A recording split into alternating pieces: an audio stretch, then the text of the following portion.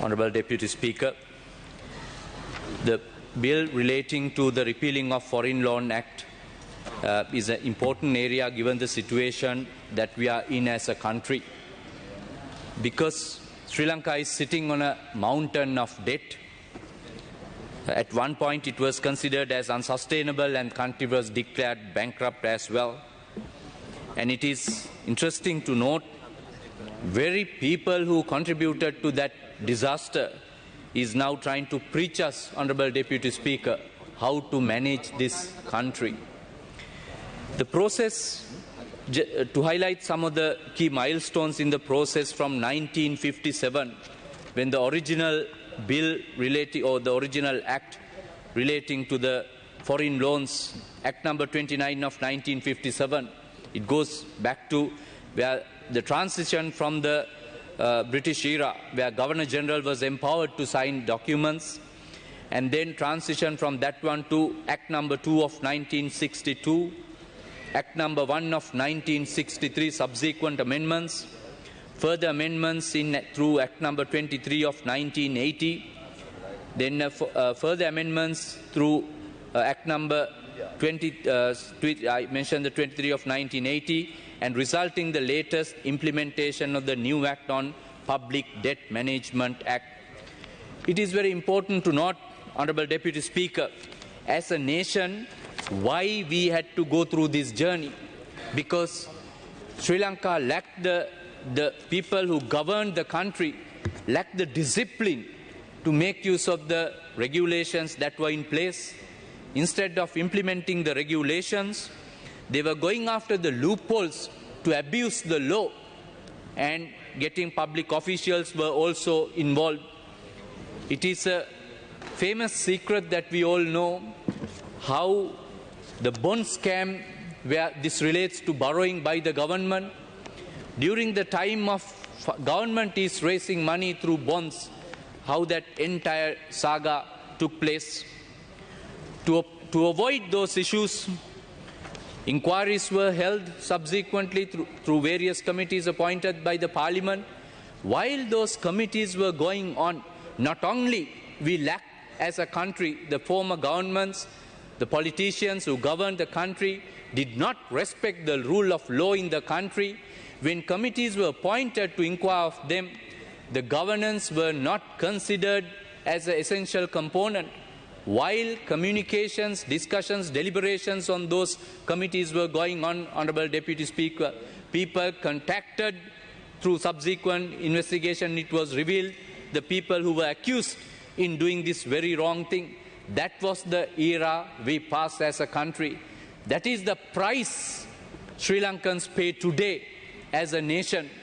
The people, the opposition, who's preaching us how to do the right thing, why government institutions are making losses, they contributed to the enormous losses of those institutions. The previous member spoke about Sri Lankan Airlines at length, with sitting on a mountain of debt, created by whom? Not due to the requirements of the institution. Those mountains of debt within those institutions were created for purposes to facilitate corruption. Politicians and of certain connected officials to and their connected business parties to make money. That is why the institution is sitting on an unsustainable debt as far as the Sri Lankan Airlines is concerned. The losses that the Honourable Member was mentioning is arising largely due to financing cost, due to those borrowings, unregulated, to an extent supported by corruption.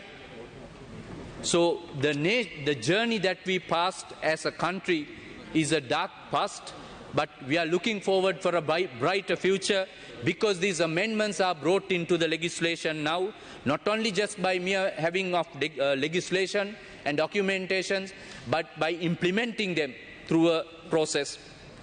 This transition from the repealing of the existing act to the public debt implementation of the Public Debt Management Act, it is going through a transition since November of last year, 2024, since the new act was enacted.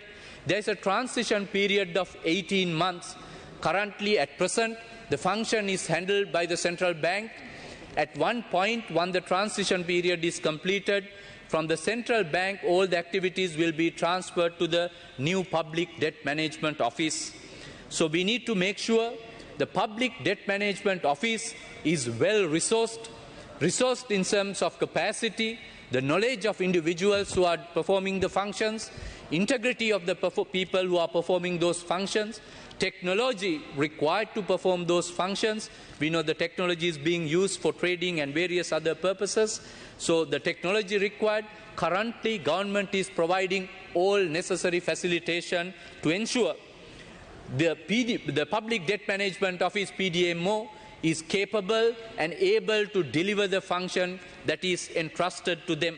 අපි දන්නවා රජයක් විදියට ණය ගන්නකොට දේශීය වශයෙන් ණය ලබා ගැනීම කරනවා ගරු නියෝජ්‍ය කතානායකතුමනි විදේශීය වශයෙන් ණය ලබා ගැනීම කරනවා රජය අප වෙලා state guarantees treasury guarantees offer කරමින් රාජ්‍ය ආයතනවලට ණය ලබා ගැනීමට පහසුකම් සලසනවා ඊට අමතරව වෙනත් ආයතනවලටත් ණය ලබා ගැනීමට උදාහරණයක් විදියට ශ්‍රී ලංකන් ආයතනය වගේ ක්‍රමවේදයන් තියෙනවා විදේශ ණය ලබා ගැනීම සඳහා මේ පනත තුලින් තියෙන repealing of the Foreign Loan Act and at the same time introducing the Public Debt Management Office, it is expected these borrowings of various nature, domestic borrowing, foreign borrowings, offering guarantees and other forms of borrowings by the state institutions will be managed in a way that provides the transparency, that have systems in place, allows creditors, lenders to have faith and trust on the system because of the transparency, accountability, auditable, the records clearly recorded of these transactions, that provides the confidence to the lenders. Country is now on the right track. This confidence is the one that relates to the premium that lenders are charging. Better confidence, better systems, better management, meaning lower premiums when borrowing, which we lack as a country.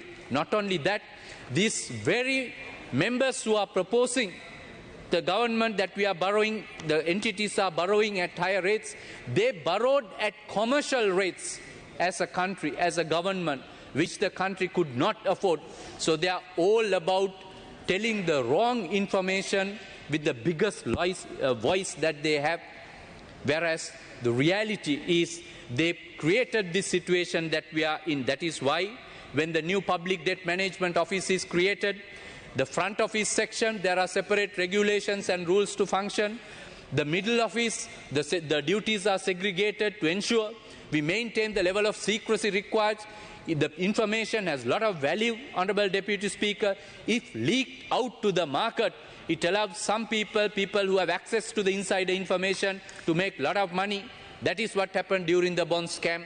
That's why the front office is structured in a manner, middle office is structured in a manner, and the back office of the public debt manager is structured in a manner to give the confidence to the system, to give the confidence to the borrowers. Present government is doing the right thing. The type of borrowings we have through foreign loans, we have multilateral, bilateral borrowings, ද්විපාර්ශ්වීය ණය, බහුපාර්ශ්වීය ණය, ගරු නියෝජ්‍ය කතානායකතුමනි, ඒ වගේම තමයි ණය ගන්නවා වගේම ණය කළමනාකරණයත් අතිශය වැදගත් කොටසක් වෙනවා. පහුගිය කාලේ අපි දැක්කා නිමක් නැතුව ණය ගන්නවා මිසක් ඒ ණය ගන්නේ මොකටද? ඒ ණය සුදුසු ව්‍යාපෘතින් වලට යොදවනවාද? ඒ ව්‍යාපෘතිවල ඵලදායීතාවය තියනවාද කියලා බලන්නේ නැතුව ණය වලින් හොරා කෑමේ සූරා කෑමේ සංස්කෘතියක් තමයි තිබුණේ.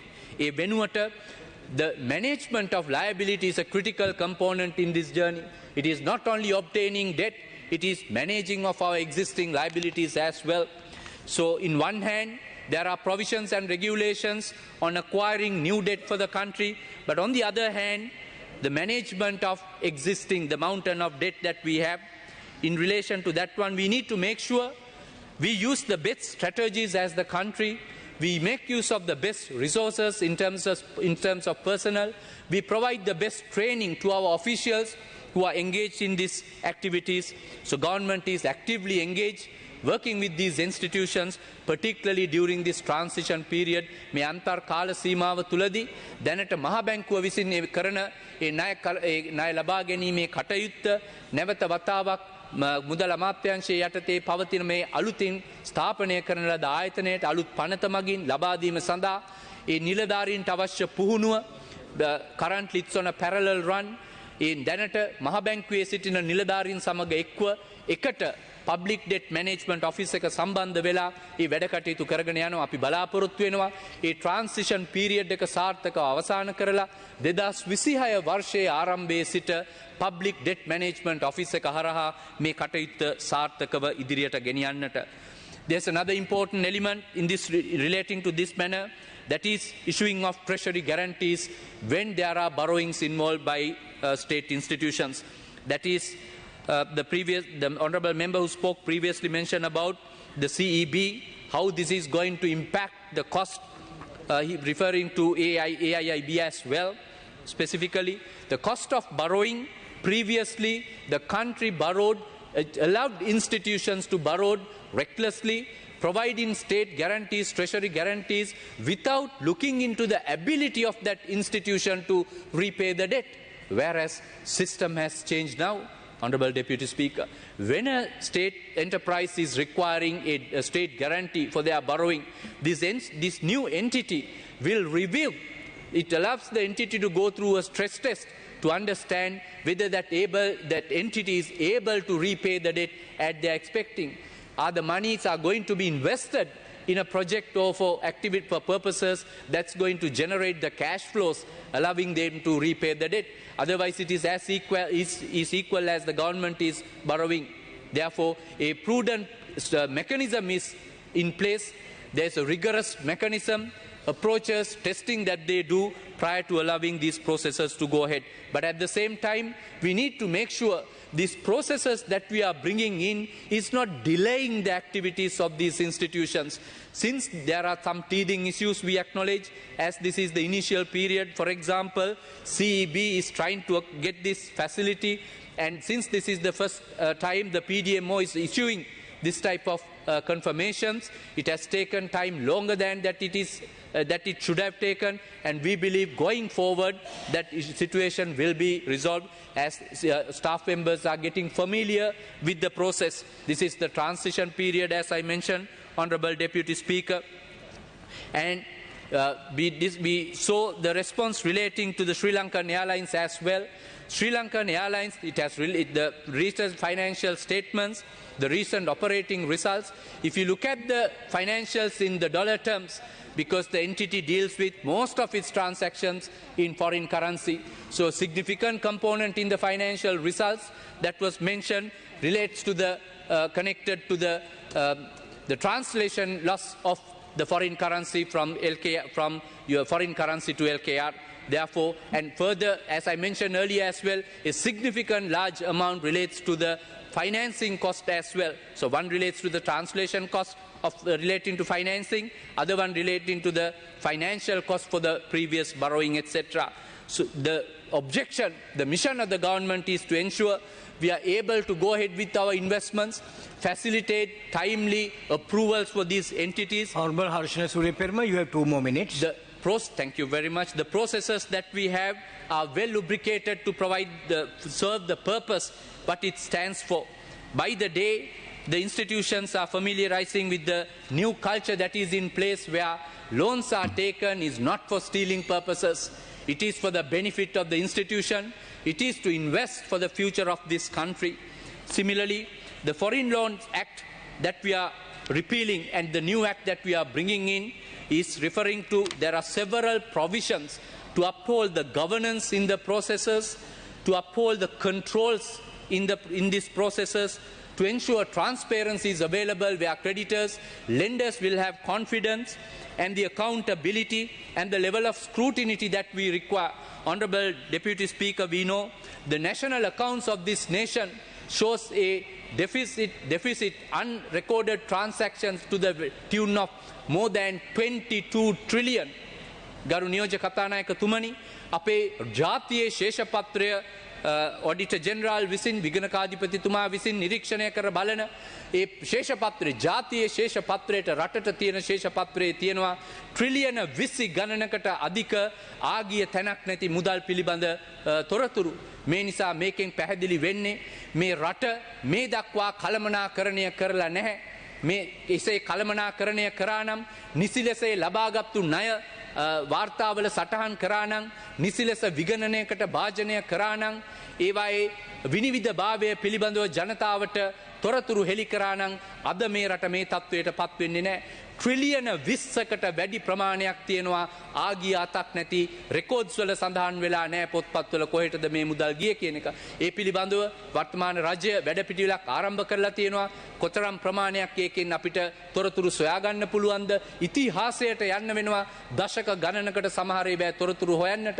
ඒකට අපි දැනටමත් සාකච්ඡා ආරම්භ කරලා ඔඩිටර් ජෙනරාල්ව සම්බන්ධ කරගෙන මේ ආයතනය ඒකට සුදුසුකම් ඒකට අවශ්‍ය දැනුම තියෙන පිරිස සම්බන්ධ කරගෙන වැඩපිළිවෙලක් ක්‍රියාත්මක කරගෙන යනවා. නමුත් මේකෙන් කියවෙන්නේ මේ රට පසුගිය කාලේ ඒ කළමනාකරණය කරනවයි කියලා ඔය කියන දේශපාලඥයෝ කරලා තියෙන දේ තමයි ඉවක් බවක් නැතුව ණය අරගෙන as a result we are sitting on a mountain of debt as a nation, whereas the present government has put a plan in place, have put people in place on those boards and respective institutions, and we are implementing that plan, monitoring the implementation, having regular reviews to ensure we are on the right track. Similarly, the reason that why we are doing this to ensure... Honorable Harshana Surya Perma, you have your allocated time has I'll been take 30 exhausted. minutes, Honorable Deputy Speaker. Okay. The production economy that we promise to the people requires investment by the government, requires investment by the private sector, and requires investment through the collective efforts of everyone. Therefore, both from investments coming from overseas and investments from Sri Lanka. Therefore, our view is by putting these processes in place, by bringing the level of transparency we need as a country, by establishing and practicing the governance as a country, we should be able to bring down our premiums. Testimony is yesterday's central bank has announced the rates again, and it has come down by another few points, which is a good news. Once again, thank you very much, Deputy Speaker. Honorable Kader Mastan, you have 10 minutes. Bismillahirrahmanirrahim. இந்த குற்றவியல் நடவடிக்கைகளுக்கான சட்டக்கோவை திருத்தம் சட்டம் மூலம் அதேபோல நீக்குதல் பல சட்டமூலங்கள் சம்பந்தமாக இன்று நேரம் ஒதுக்கி தந்தமைக்கு நன்றிகளை கூறிக்கொண்டவனாக உண்மையிலேயே எமது நாட்டை பொறுத்தளவுக்கு நீதித்துறை செயல்பாடுகளில் முன்னேற்றம் வேண்டும் என்ற அடிப்படையில் தான் இந்த திருத்த சட்டம் மூலம் கொண்டு வரப்படுகின்றது. குறிப்பாக நாங்கள் சொன்னால் அக்யூஸ்ட், அதாவது தற்பொழுது பாதுகாப்பு இப்பொழுது இருக்கின்ற இந்த அதாவது நீதிமன்றங்களிலேயே ஏற்படுகின்ற மரணங்கள், அதாவது துப்பாக்கி சூடுகள், அப்போ அவ்வாறான வகையில் தடுக்கிறதுக்கு இது அந்த அவர்களுடைய பாதுகாப்புக்கு இது பிரதானமாக அமையும். அதாவது குறிப்பாக நாங்கள் சொல்கிறோம்னா அவர்கள் இருக்கிற இடத்துல இருந்து டிஜிட்டல் முறையில் நீதிமன்றத்துடன் தொடர்பை ஏற்படுத்தி அவர்கள் நீதிமன்றம் வராமலே அந்த வழக்குகளை விசாரிக்கக்கூடிய விதத்தில் இந்த சட்ட திருத்தம் கொண்டு வரப்படுகிறது. உண்மையிலே அது ஒரு நல்ல விடயம், பாராட்டக்கூடிய ஒரு விடயம் என்ற அடிப்படைகளில் எதிர்காலங்களில் பல நாட்களில் அந்த அதுபோல் பாரிய செலவினங்கள் ஒவ்வொரு பகுதிகளிலிருந்தும் கொண்டு வர்ற செலவினங்கள், பஸ் பாதுகாப்பு உண்டு பார்க்கையில் பாரிய ஒரு செலவினமும் இதில் குறைக்கப்படும் என்பதன நம்பிக்கை இருக்கின்றது. அந்த வகையில் உண்மையிலே இதை கொண்டு வர்ற விடயம் பாராட்டக்கூடிய விடயம். அதே போல தான் நீதிமன்றங்களுடைய தீர்ப்புகளும் முக்கியமான ஒரு மக்கள் சார்ந்ததாக மக்கள் பலர் விரும்புகின்றார்கள். பலர் அந்த அமைப்புகளில் இருக்கையில் அதுக்கு ஏற்ற மாதிரி நீதி துறைகள் இப்போ உதாரணம் நான் இதை என்ன குறிக்கிட வர்றேன் என்றால், இலவங்குளம் புத்தளத்திலிருந்து இலவங்குளம் கூடாக மறிச்சு கட்டி கூடாக செல்கின்ற அந்த பாதை தற்பொழுது மூடப்பட்டிருக்கின்றது நீதிமன்றத்தால். நாங்கள் நீதித்துறையை நீதியை நாங்கள் உண்மையிலே நாங்கள் அவர்களுடைய ஏற்றுக்கொள்கிறோம் என்றால் நீதி சுதந்திரமாக செயல்பட வேண்டும். அந்த அடிப்படையில் நான் நினைக்கின்றேன்